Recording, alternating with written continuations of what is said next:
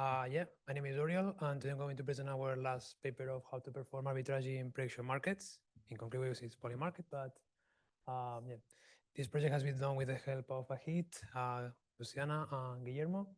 So let's start. I know it's in the morning, but I'm going to make a really simple question. I want some participation, please. So first, I'm going to ask who thinks it's polymarket going to launch a token this year. Please raise your hand. Okay, so people who thinks it's not. Okay, so we know it's not clear, maybe because it's only 3 months. So we can see from a really simple question, there's discrepancy between opinions, if it's going to happen or not, a simple event as a token launch. So, but the question is, can we actually do a forecast of an event, specifically this one? So the question for our, so what's actually a prediction market? Prediction market is when we have an event, let's say, we want to try to predict or making a forecast of it's going to happen or not. How this is achieved is thanks to the trying to collect the private valuations of the users in the system in a way that, I mean, they're anonymous and they can provide our feedback of it's going to happen with some probability. Then we agree this probability and we will have the possibility of something happening. Why this is more important now than before? Well, thanks for the AI and OpenAI possibly. Now making fake news propagation, it's extremely cheap. Let's say you can connect to an account of Twitter or whatever social network and start spamming with misinformation of an event.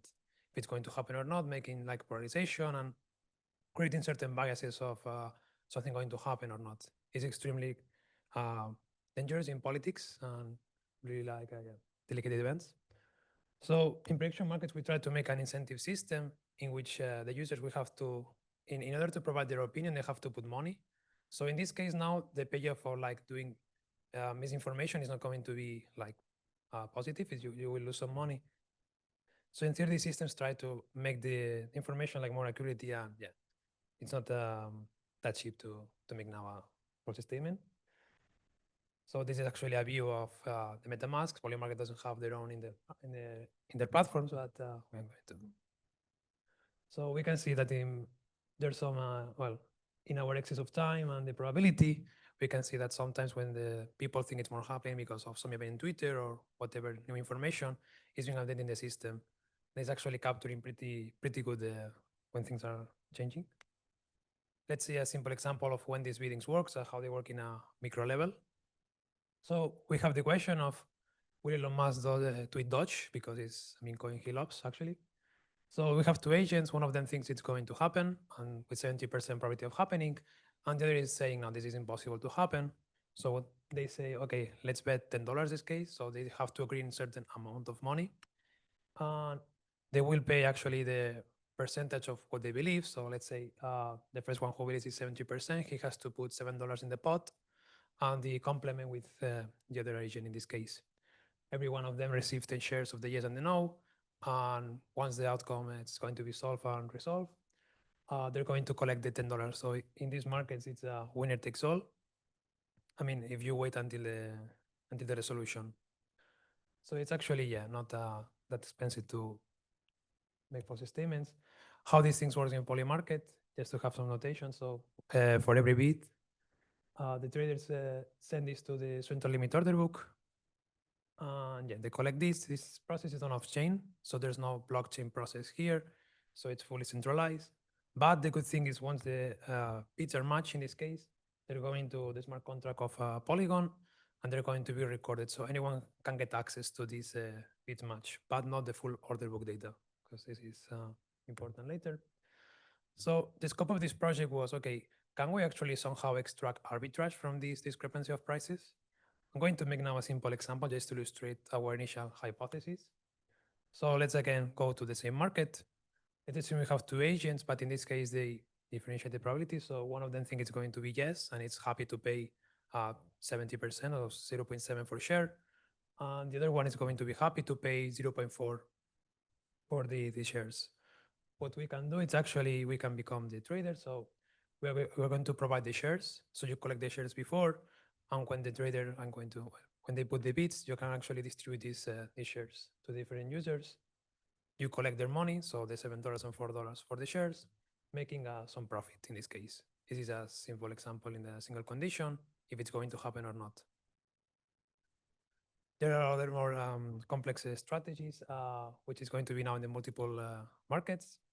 So La Liga, for anyone who knows this, is a soccer, football, soccer sports competition in Spain. So in this case, we have the three main teams, which are Barcelona, Madrid, and Atletico de Madrid. Every one of them has their own probability of happening or not. Even assuming, for example, the market is perfect and you have one probability for every yes and no, still in the multiple conditions, you can extract value. How this happens? So if we sum the yes of all these teams, we can actually spot is a 95% probability. So if you buy all of these threes, because actually one of these threes is going to win, yeah, you can get a 5% yield until the resolution with this. Yeah. So to answer this question, actually we have to collect data from Polymarket. We're going to decompose this into main sub questions, which is going to be when it is happening. Second is who's taking advantage of it. For the data we studied from the year of April 24 until April 25, the market futures are going to be collected from the Polymarket server. So Polymarket gives us the market information. So which are the question, yeah, some descriptions and important token IDs. The token IDs are going to be important later to map it to the smart contracts in Polygon to know the activity has been doing. Remember, it's only for the match bits, just not the full order book. Then later for our clustering of markets, we're going to make a similarity distance between the description and question based on the word embedding and NLP techniques. I can see these are the main categories we pick because they're the most common used in Polymarket. And before going to the arbitrage, I'm going to explain a bit about the overview of the data, just to know how these markets are behaving. So interestingly, we can see that in Polymarket, the number of conditions has been growing. And the main, pretty thing that you can maybe spot is sports is going to be the most dominant markets that people create in this case. This is because maybe markets is more traditional in traditional finance or gambling industry, you could say. Because people bet in sports was going to win or win not, so the adoption is easier, let's say. But interestingly, in November there's a shift. Politics become actually the main category. Why is that? Is because of the US elections. And the most important thing comparing these two plots is in the US elections is where really the amount of volume in Polymarket starts to growing. And yes, so we see that the US elections was actually the catalyst for Polymarket to then expand and growing as a protocol. Later, we can see that some of this volume activity has moved to sports and make it more sustainable, we could say. Because remember that sports is actually the main category, but it received much more volume after the elections. There was more adoption of these markets. So cool. The question is actually when this happens. For this, I'm going to, from a market, we found there's a lot of volatility and some opportunities. It's that the president of Syria was going to remain through 24. So there was some political instability in Syria. So we want to actually remind that the yes and the no when it's is going to be long. So we're going to buy the shares. And when it's going to be more than one, we are happy to provide to have the liquidity. So we're going to sell those two shares because you're going to be paid extra and they are overvalued. So one is going to be overvalued and there is going to be undervalued. We have here in the y-axis the price of the yes and the no. We can see at the beginning it was really stable, the yes and the no. And then there was some volatility, and this is going to be interesting because with this gray line, we can know the sum of those two. And because we know the fair price is going to be one, when the gray line is going to be down, it's going to be the tokens, both of them are undervalued, and when it's upper, both of them are undervalued. And now because, to have some estimations, we actually consider an opportunity when there is at least 2% of yield for taking the opportunity. Then, if a block you have more opportunity, we consider more. But our lower bound is going to be 2%.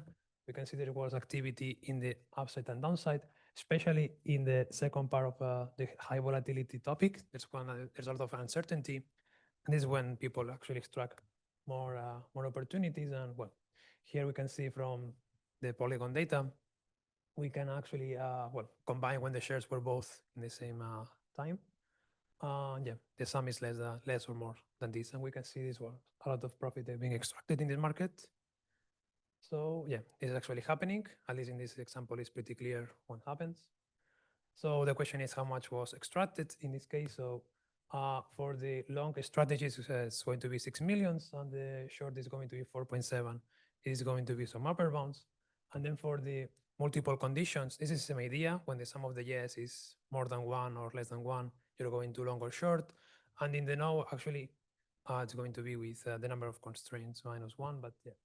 So the interesting thing in the multiple conditions is it's more profitable to make the long. So getting the tokens when they are undervalued. And actually in the no, it's special. It's going to be pretty interesting. It's going to be 17 millions compared with 11 from the yes. Then the profit starts going lower, let's say, from the strategy. The no, it's interesting because the no has certain premium, let's say in the risk stake. So let's say you have n conditions, you know that excepting one, every one of them is going to be false. So you can extract it. You just have like, you have to be unlucky, let's say, if there's uncertainty to not well have this the risk premium. In the yes, you have to answer correctly, which is going to be in your set of possible conditions. So yeah. Okay, so until here we have seen in the single market when this is happening. And the thing is, okay, there are more complicated strategies, let's say. Why is that? So we have seen in poly market, all the markets are independent, but this doesn't have to be true in the real world. So let's assume we have two markets. One of them is going to be the margin of the Republican or Democrat winning. Let's say we have picked these thresholds to imagine for now, and Kamala and okay, and Kamala and Trump victory. Let's assume the following prices, even assuming perfect market in the single condition and multiple conditions. You have the yes of 330 and this. So if we sum the Republican, it's 40%, and Kamala is 40%. But you know, one of those two is going to be true. So in this case, you're like protecting your bet against this, and you can perform arbitrage with a 25% yield. So the question of how to find the market pairs for making arbitrage can be rephrased as which are actually conditionally dependent. So knowing that one is happening, can you infer the other one is going to be actually solved? How we do this? So we have actually in our data set 50,000 pairs to compare. This obviously manually it's going to be impossible to do it. So we need some automatization because all the market is actually going to be in information because LLMs are kind of cool nowadays. So let's say why not trying to use some of the evaluation of OpenAI yeah, to make some of the inference in these markets. Because also these LLMs are actually being updated in real-time information. It's interesting. So we found actually from our methodology 374 market pairs in the US. And then because, I mean, the LLM finds dependency, but we want to make some human step to verify if it's correct. We found that 11 pairs were actually arbitrage from our definition. And 9 of them, the opportunities existed, but 4 were extracted value. The value extracted is kind of modest compared with the other ones. So we find it's almost 100,000 total profit extracted. Interestingly, to find the LLM find like the market where there is combinatorial results. Let's say in the balance of power was asking if the Senate, the presidency of the House is going to have some winner. This actually it's interesting because with different markets you can make impossibility results with this. Yeah, we found it's there are some markets which are more problems for the LLM. And this is interesting because he finds the dependency, but still there could be more to explore in this type of arbitrage for sure. So making a small summary of our findings, we found 3 types of strategies in prediction markets, which is single condition, multiple conditions, and between markets. An upper bound of 14 millions was extracted from all these strategies. And there are some open questions actually, which is in the between markets. Can we actually relax our definition from arbitrage? This is because actually maybe we're too strict on our definition, but maybe you can find the implies or not if only if. Yeah, there are many ways to play with these markets possibly, and a lot of things to be measured. This is our first study. So yeah, I invite everyone who wants to actually, well, for their own profit or for research, investigate this. So thank you for the time.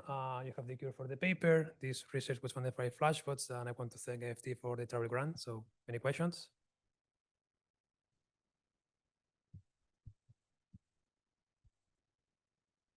We have 2 minutes for questions.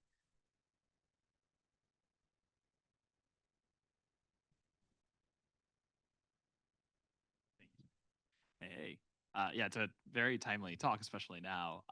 Quick question for you: how do you actually compute the total profit earned on the arbitrage? Because it depends on exactly how you do the arbitrage, if I recall correctly, right?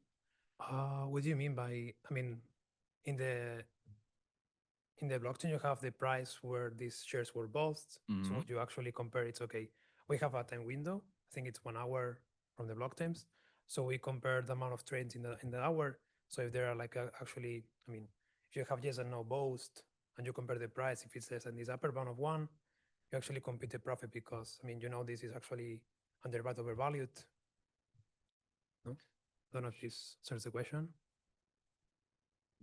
Yeah, yeah. So, I mean, it's more about the window methodology, or yeah, it's specifically more about like the window methodology and like how you actually maybe this is like an offline and we can chat more about it specifically. I'm just okay. very curious because there's like some annoying mechanics of how you actually get these profits, including with transaction fees and stuff too.